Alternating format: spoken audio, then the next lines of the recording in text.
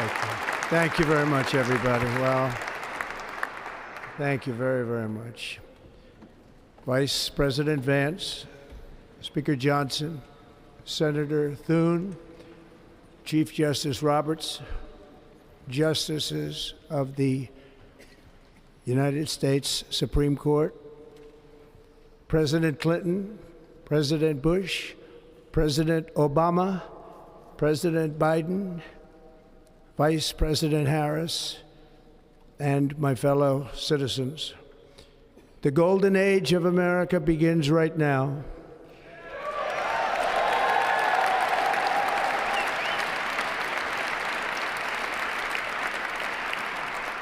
From this day forward, our country will flourish and be respected again all over the world. We will be the envy of every nation, and we will not allow ourselves to be taken advantage of any longer. During every single day of the Trump administration, I will very simply put America first.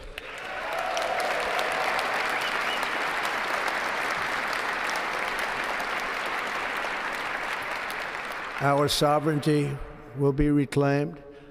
Our safety will be restored. The scales of justice will be rebalanced. The vicious, violent, and unfair weaponization of the Justice Department and our government will end.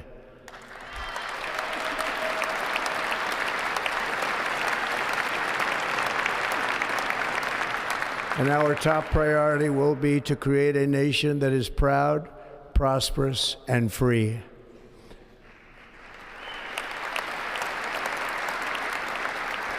America will soon be greater, stronger, and far more exceptional than ever before. I return to the presidency confident and optimistic that we are at the start of a thrilling new era of national success. A tide of change is sweeping the country. Sunlight is pouring over the entire world. And America has the chance to seize this opportunity like never before. But first, we must be honest about the challenges we face. While they are plentiful, they will be annihilated by this great momentum that the world is now witnessing in the United States of America. As we gather today, our government confronts a crisis of trust. For many years, a radical and corrupt establishment has extracted power and wealth from our citizens while the pillars of our society lay broken and seemingly in complete disrepair. We now have a government that cannot manage even a simple crisis at home, while at the same time stumbling into a continuing catalog of catastrophic events abroad. It fails to protect our magnificent, law-abiding American citizens, but provides sanctuary and protection for dangerous criminals, many from prisons and mental institutions that have illegally entered our country from all over the world. We have a government that has given unlimited funding to the defense of foreign borders, but refuses to defend American borders or, more importantly, its own people. Our country can no longer deliver basic services in times of emergency, as recently shown by the wonderful people of North Carolina, been treated so badly.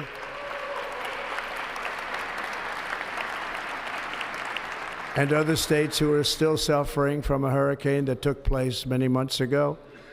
Or more recently, Los Angeles, where we're watching fires still tragically burn from weeks ago without even a token of defense. They're raging through the houses and communities, even affecting some of the wealthiest and most powerful individuals in our country, some of whom are sitting here right now. They don't have a home any longer. That's interesting. But we can't let this happen. Everyone is unable to do anything about it. That's going to change. We have a public health system that does not deliver in times of disaster, yet more money is spent on it than any country anywhere in the world. And we have an education system that teaches our children to be ashamed of themselves in many cases, to hate our country despite the love that we try so desperately to provide to them. All of this will change starting today, and it will change very quickly.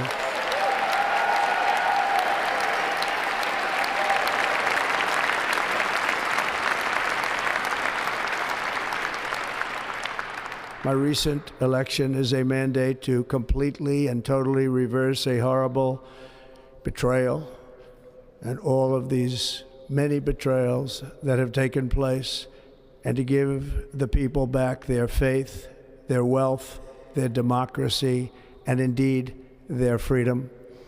From this moment on, America's decline is over.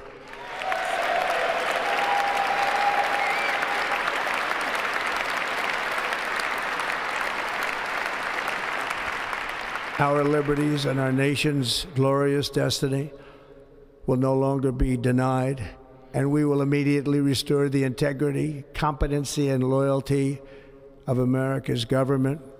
Over the past 8 years, I have been tested and challenged more than any president in our 250-year history, and I've learned a lot along the way.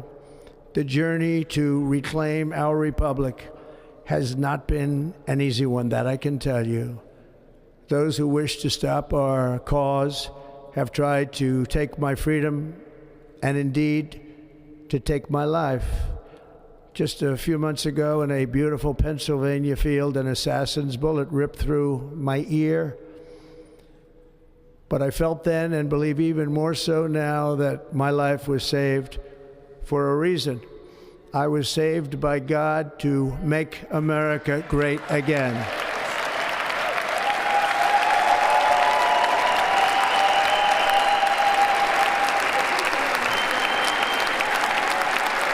Thank you.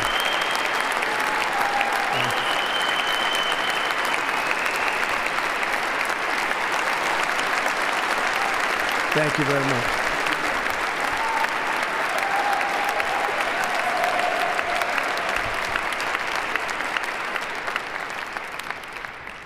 That is why each day under our administration of American patriots, we will be working to meet every crisis with dignity and power and strength.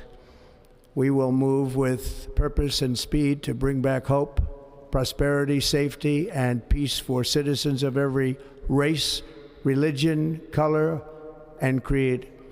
For American citizens, January 20th, 2025 is Liberation Day.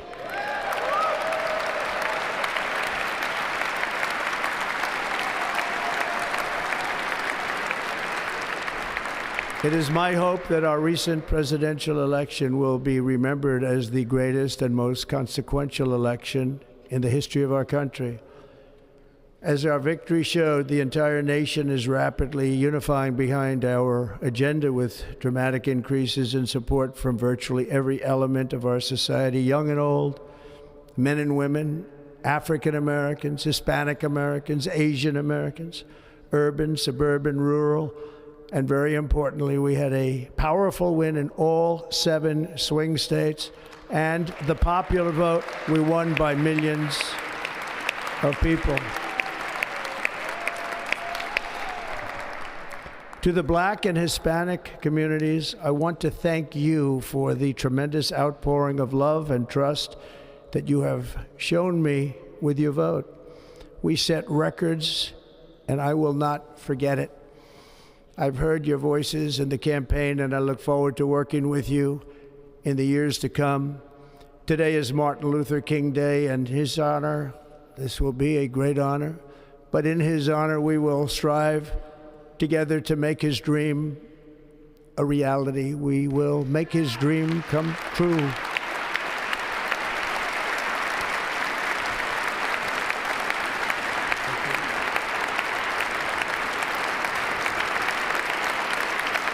Thank you. Thank you. National unity is now returning to America, and confidence and pride is soaring like never before. In everything we do, my administration will be inspired by a strong pursuit of excellence and unrelenting success. We will not forget our country. We will not forget our Constitution, and we will not forget our God. Can't do that.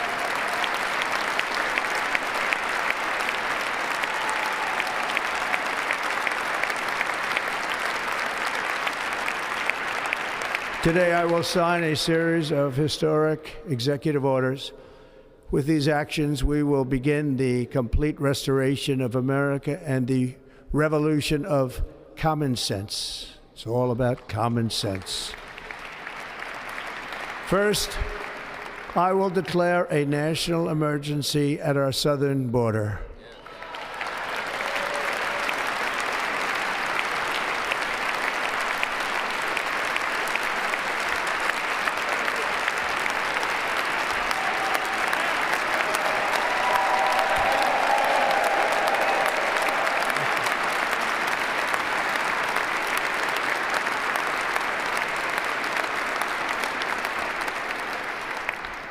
All illegal entry will immediately be halted, and we will begin the process of returning millions and millions of criminal aliens back to the places from which they came. We will reinstate my Remain in Mexico policy.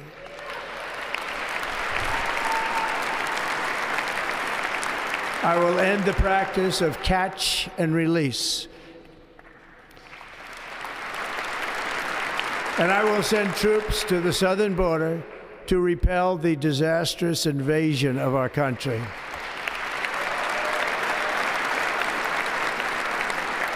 Under the orders I signed today, we will also be designating the cartels as foreign terrorist organizations.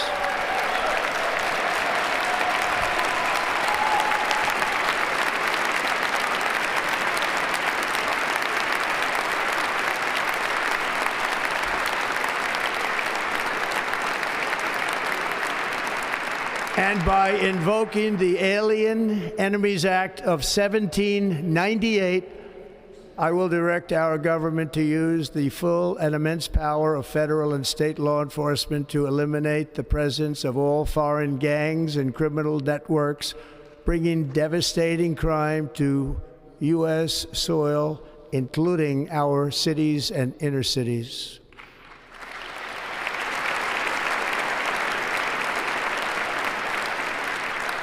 As Commander-in-Chief, I have no higher responsibility than to defend our country from threats and invasions, and that is exactly what I am going to do. We will do it at a level that nobody's ever seen before.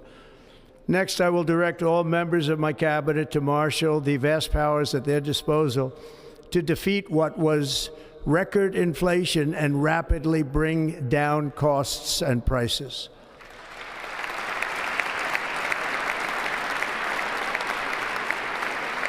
The inflation crisis was caused by massive overspending and escalating energy prices, and that is why today I will also declare a national energy emergency. We will drill, baby, drill.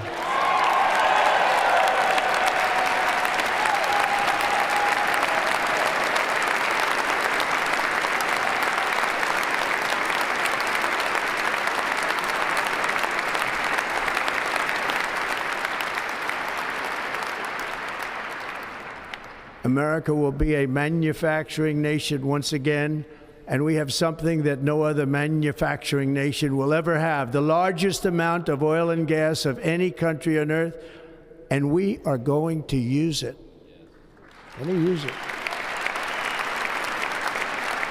We will bring prices down, fill our strategic reserves up again, right to the top, and export American energy all over the world.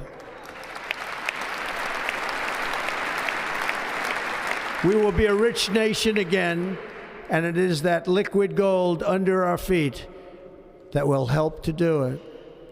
With my actions today, we will end the Green New Deal, and we will revoke the electric vehicle mandate, saving our auto industry and keeping my sacred pledge to our great American auto workers.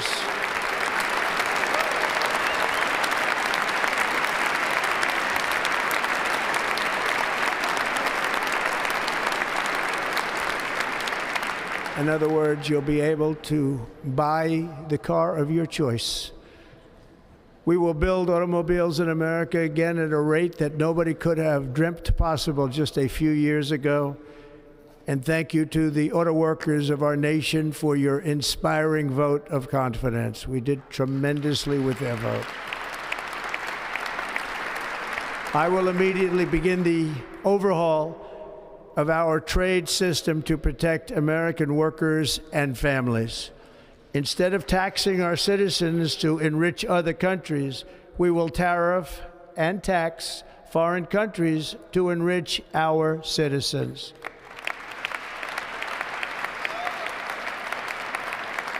For this purpose, we are establishing the External Revenue Service to collect all tariffs, duties, and revenues. It will be massive amounts of money pouring into our treasury, coming from foreign sources. The American dream will soon be back and thriving like never before to restore competence and effectiveness to our federal government. My administration will establish the brand new Department of Government Efficiency.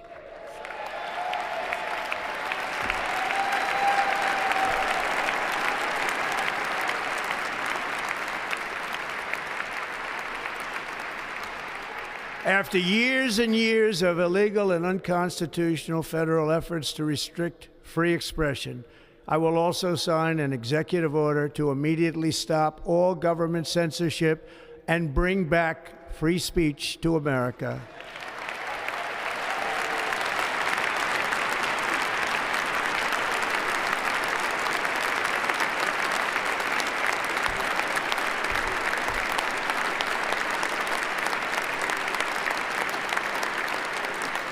Never again will the immense power of the state be weaponized to persecute political opponents, something I know something about. We will not allow that to happen. It will not happen again. Under my leadership, we will restore fair, equal, and impartial justice under the constitutional rule of law.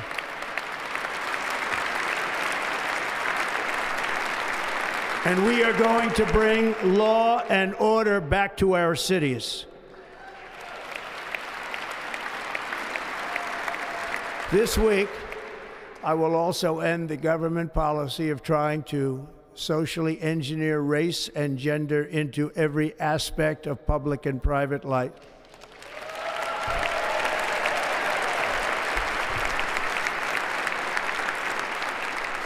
We will forge a society that is colorblind and merit-based.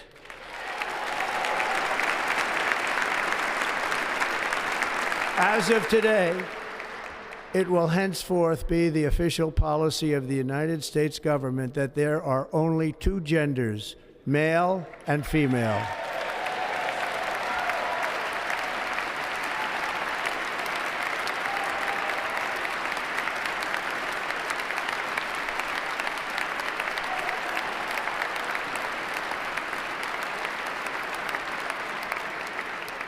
This week, I will reinstate any service members who were unjustly expelled from our military for objecting to the COVID vaccine mandate with full back pay.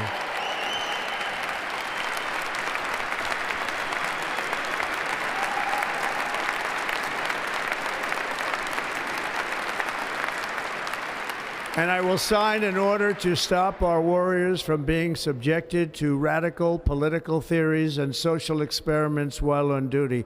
It's going to end immediately. Our armed forces will be free to focus